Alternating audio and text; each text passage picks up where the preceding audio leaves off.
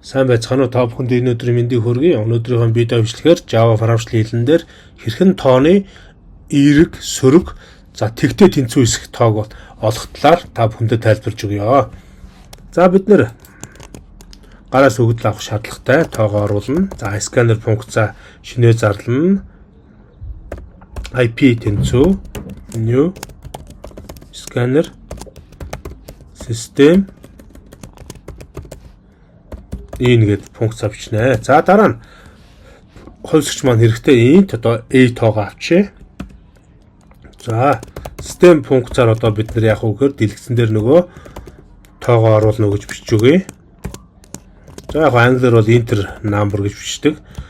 За үүний дараагаар одоо a тоогоо компьютерийн keyboard-оос авна. A IP цэг next int функцаар ашиглалаа. Одоо if нөхцөл аавна. If нөхцөлөөр бид яаж бичих вэ гэхээр хэрвээ if тийм үү a тоо маань тэгээс ирсэх бол энэ маань ямар тоо байх вэ? Эерэг тоо байна тийм үү? Parent line. За энэ тоо маань одоо нэгсэндөө эерэг гэдгийг чи англиар бид нэр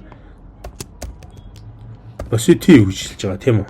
За эерэг байсан ч болно. За дараа нь else нөхцлөө бичиж болно.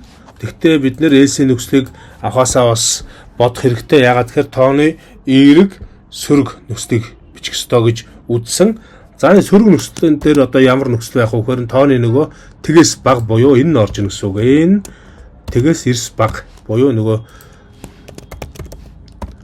сөрөг тоо болно. System out parent line. За сөрөг тоог англиар negative гэж хэлнэ. За тэгээ энийгээ сөрөг авчижээ.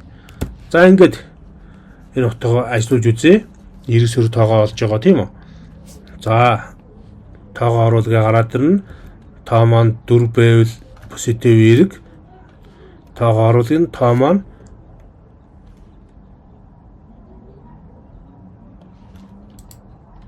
за хасах 9 байвал за түрүүний тоо давхар орсон шүү 88 гэдэг. За ингээд тоогоо оруулж үзье. Одоо энэ сөрөг хэлбэрийг гаргах гэдэг байна. За хасах 9 байвал негатив буюу сөрөг гэж байна. За тэгвэл энэ тоо маань тэгтээ тэнцүү хэсгийг олъё гэвэл бид нэр if дотроо else if нөхцөл ашиглаж өгнө. Энэ дотор яах нь вэ? Хэрвээ n тэгтээ тэнцүү байвал гэж үчээд энэ дотор system out print line тоо маань 0 буюу тэг байна гэсэн үг. За ажиллаж үзье хэвлээ. SF нөхцөлийг ашигласан. За энэ төр тоо маань одоо тэг байвал 0 тэг. За тоо маань 2 байвал positive буюу эерэг. За тоо маань хасах 2 байвал негатив буюу сөрөг. За ингээ өнөөдрийнхөө Java харамчлалын хэлээр ашиглан тооны эерэг, сөрөг, тэгтээ тэнцүү хэсгийг бол олсон харамчлалын хэл маань ингэж бичигдэж дууслаа. Ингээд үндсэн парамаа бол товчоор тайлбарж өгье. За хэрвээ a тоон тэгээс ирсэх байвал positive эерэг гэсэн текст хэвлэн харин энэ нөхцлөөс ондоо буюу тухайн оруулж өгсөн тоо маань тэгтээ тэнцүү байвал 0 буюу тэг гэж хэвлэгдэнэ. Харин дээр хоёр нөхцлөөс ондоо нэгсэндээ бусад хувилбар буюу else байх юм бол n тэгээс эрс баг гэсэн үг. Энэ үед негатив буюу сөрөг гэсэн текст хэвлэгдэнэ. За ингээ өнөөдрийнхөө бичлэгт анхаарал хандуулсан та бүхэнд баярлалаа. Манай сувгууданд таалагдсан бол subscribe хийж сувг маань дагаараа. Бичлэгийг маань лайк, комент бичиж бидний дэмжээрэй.